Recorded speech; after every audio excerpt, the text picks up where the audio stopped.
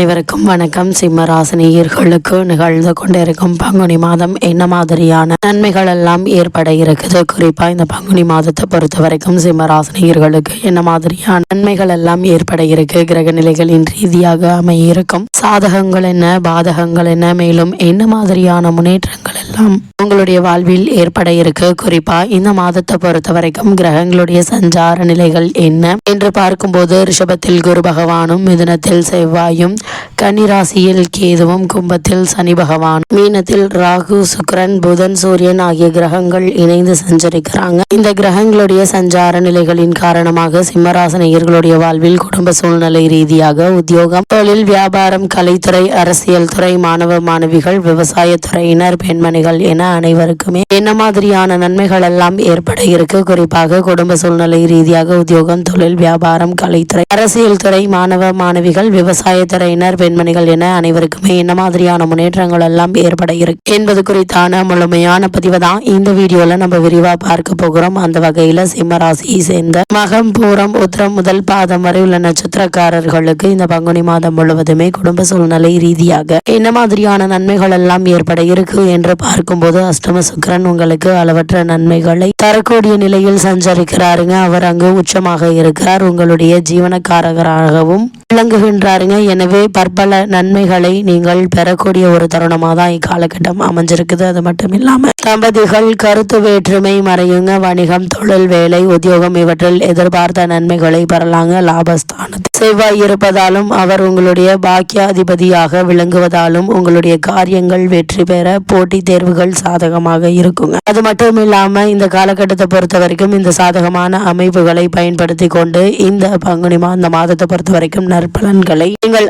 அதிகப்படுத்திக் கொள்ள ஒரு சிறந்த ஒரு காலகட்டமா இந்த மாதம் அமைஞ்சிருக்குதுங்க. அது மட்டும் இல்லாம உங்களுடைய ராசிக்கு 7ஆம் இடத்தில் சனி இருந்து உங்களுடைய ராசியை பார்ப்பதும், அங்கே முற்பகுதியில் வரை அவரோடு இணைந்து ராசிநாதன் இருப்பதும் குடும்பத்தில் குழப்பங்களை ஏற்படுத்துங்க. அதனால் குடும்பத்தில் சில சண்டை சச்சரவுகள் ஏற்படும் போது விட்டு கொடுத்து அனுசரித்து நடந்து கொள்வது நல்லது. அடுத்து ராசிநாதன் அஷ்டமத்தில் செல்ல இருப்பதால அடுத்த 2 வாரங்களில் சுப நிகழ்ச்சிகள் உங்களுக்கு ஆதாயமாக இருக்கும் என்பதை கிரக நிலைகள் தெளிவுபடுத்துது. அதே போல உடல் ஆரோக்கியத்தில் கவனம் செலுத்துவது நல்லதுங்க. சிறு உடல் உபாதை என்றாலும் கூட உடனே மருத்துவரிடம் அணுகி அதற்கான சிகிச்சை எடுத்துக் கொள்வது மிகவும் அவசியம் என்பதை கிரக நிலைகள் மீண்டும் தெளிவுபடுத்துதுங்க. அதே போல 2இல் கேது அமர்ந்து இருக்கிறார், சூரியனும் ராகுவும் விரைவில் கிரக தோஷம் அடைய இருக்கிறார்கள். எனவே இதிலும் குழப்பங்கள் வரலாம் என்பதை நிதானம் தேவை என்பதையும் கிரக நிலைகள் மீண்டும் உங்களுக்கு அறிவுறுத்தது. எடுத்தோம் கௌத்தம் என்ற எந்த செயலிலும் ஈடுபடாமல் ஒரு செயலை செய்வதற்கு முன் ஒரு முறைக்கு 2 முறை ஆழ்ந்து சிந்தித்து செயலாற்றுவது நன்மை அளிக்கும் என்பதை கிரக நிலைகள் மீண்டும் அறிவுறுத்துதுங்க. அதே போல இக்காலகட்டம் முழுவதுமே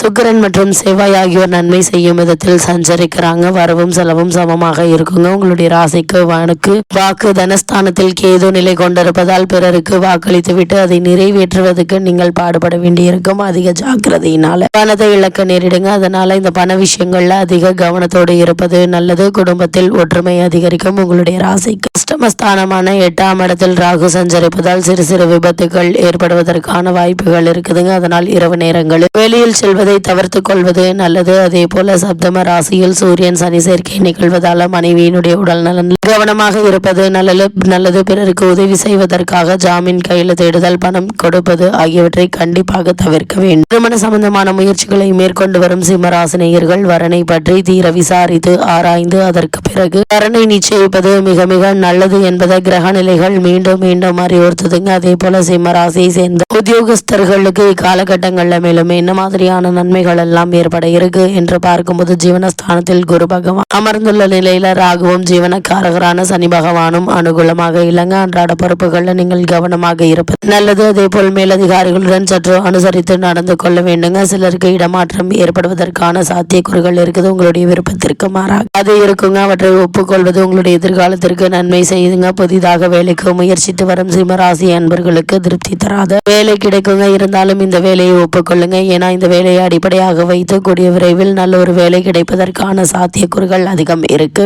என்பதை கிரக நிலைகள் தெளிவுபடுத்துதுங்க. அலுவலக பொறுப்புகள் சம்பந்தமாக வெளியூர் பயணங்களின் பயணங்களின் போது ஆவணங்கள், பணம், பொருட்கள் ஆகியவற்றை பாதுகாப்பாக வைத்துக் கொள்ள வேண்டுங்க. களவு போக வாய்ப்புகள் உள்ளது. கிரகங்களுடைய சஞ்சார நிலைகள் முன்கூட்டியே அறிவுறுத்தும் பட்சத்தில் எச்சரிக்கையாகவும் கவனமாகவும் இருப்பது அவசியங்க. சிம்ம ராசியை சேர்ந்த தொழில் மற்றும் வியாபாரம் செய்பவர்களுக்கு மேலும் இந்த மாதிரியான நன்மைகள் எல்லாம் ஏற்பட இருக்கு என்று பார்க்கும்போது ராகு, சனி பகவான், குரு ஆகிய 3 கிரகங்களும் அனுகூலமாக இல்லைங்க. உங்களுக்கு சந்தையில் போட்டிகள் மிக கடுமையாக இருக்குங்க. உங்களுடைய சரக்குகளுடைய விற்பனை விலைகளை குறைத்துக் கொள்ள வேண்டிய அவசியம் உருவாகும். கூட்டாளிகளும் பிரச்சனைகளை ஏற்படுத்துவாங்க. உணர்ச்சி வசப்படாமல், கோபப்படாமல் நிலைமையை சாதுரியமாகவும் பொறுமையுடனும் சமாளிக்க வேண்டுங்க. புதிய முதலீடுகளையும் விஸ்தரிப்பு திட்டங்களையும் ஒத்தி போடுவது அவசியங்க. வங்கி போன்ற நிதி நிறுவனங்களுடைய ஒத்துழைப்பு குறைவதற்கான வாய்ப்புகள் இருக்கு. இது மாதிரியான விஷயங்கள்ல நீங்கள் கவனமாகவும் எச்சரிக்கையாகவும் இருப்பது அவசியங்க. அதே போல் சிம்ம ராசியை சேர்ந்த கலைத்துறையினரை பொறுத்த வரைக்கும் சுக்கிரன் ஒருவரை உங்களுக்கு கை கொடுத்து உதவிகரமாக இருக்கிறாருங்க. நல்ல வாய்ப்புகள் சில மட்டும் கிடைப்பது சமய சஞ்சீவினியாக வருமானத்தை பெற்றுத்தருங்க. திட்டமிட்டு சிக்கனமாக செலவு செய்வது அவசியம். இருந்தாலும் மக்களிடையே செல்வாக்கு குறையாது. நல்ல சந்தர்ப்பங்களுக்காக நீங்கள் அலைய வேண்டிய ஒரு நிலை இருக்கு என்பதை கிரக நிலைகள் அறிவுறுத்தது. அதே போல் சிம்ம ராசியை சேர்ந்த அரசியல் துறையினரை பொறுத்த வரைக்கும் மற்ற கிரகங்கள் அவ்வளவு சாதகமாக இல்லைங்க. கட்சியில் ஆதரவு நீடிக்குது. இருப்பினும் மேலிட தலைவர்கள் உங்களை கண்டு கொள்ள மாட்டாங்க. பேச்சில் கவனமாக இருப்பது மிக மிக நல்லதுங்க. பிரச்சார கூட்டங்களின் போது நிதானத்தை இழந்து உணர்ச்சி வசப்பட்டு பேசிவிடும் பலகீனம் உள்ளது. கிரக நிலைகள் முன்கூட்டியே அறிவுறுத்தும் பட்சத்தில் எச்சரிக்கையாகவும் கவனமாகவும் இருப்பது மிக மிக அவசியம் என்பது கிரகங்களுடைய சஞ்சார நிலைகள் தெளிவாகவும் உறுதியாகவும் எடுத்துக்காட்டுது. சிம்மராசி சேர்ந்த மாணவ மாணவியரை பொறுத்த வரைக்கும் மேலும் என்ன மாதிரியான நன்மைகள் ஏற்பட இருக்கு என்று பார்க்கும்போது மிகவும் சாதாரணமான ஒரு காலகட்டம் என்று தாங்க சொல்ல வேண்டும். கல்வி முன்னேற்றம் நீடிக்குது. ஆசிரியர்களுடைய ஆதரவு வழிகாட்டுதல்களும் பாடங்கள்ல உற்சாகத்தை ஏற்படுத்துங்க. உயர்கல்விக்கு தேவையான பண உதவி கிடைக்குங்க. வெளிநாடு சென்று உயர்கல்வி பயில விருப்பம் இருந்துச்சு அப்படின்னா அதற்கான பூர்வாங்க முயற்சிகள்ல ஏற்பட்டு வந்த தடங்கல்கள், தாமதங்கள் நீங்கி நல்ல ஒரு முன்னேற்றம் ஏற்படுவதற்கான வாய்ப்புகள் இருக்குதுங்க. அதே போல விவசாயத்துறையினரை பொறுத்த வரைக்கும் பூமிக்காரகரான செவ்வாய் வக்ரகதியில் லாபஸ்தானத்தில் வலம் வருவதால வயல் பணிகள்ல கடுமையாக உழைப்பதற்கு ஏற்ப விளைச்சல் மன நிறைவை அளிக்குங்க. அஷ்டமத்தில் சூரியன் இருப்பதால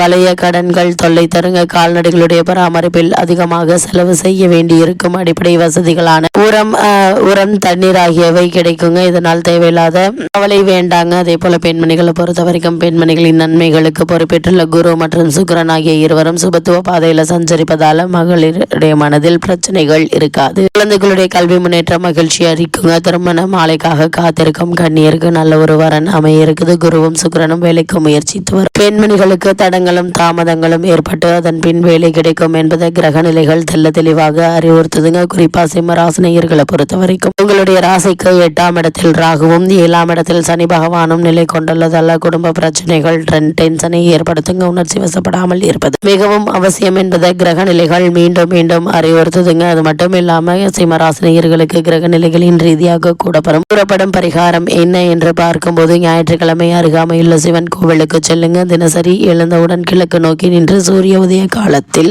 சூரியனை வணங்குங்க. எண்ணற்ற நன்மைகள் உங்களுடைய வாழ்வில் ஏற்படும்.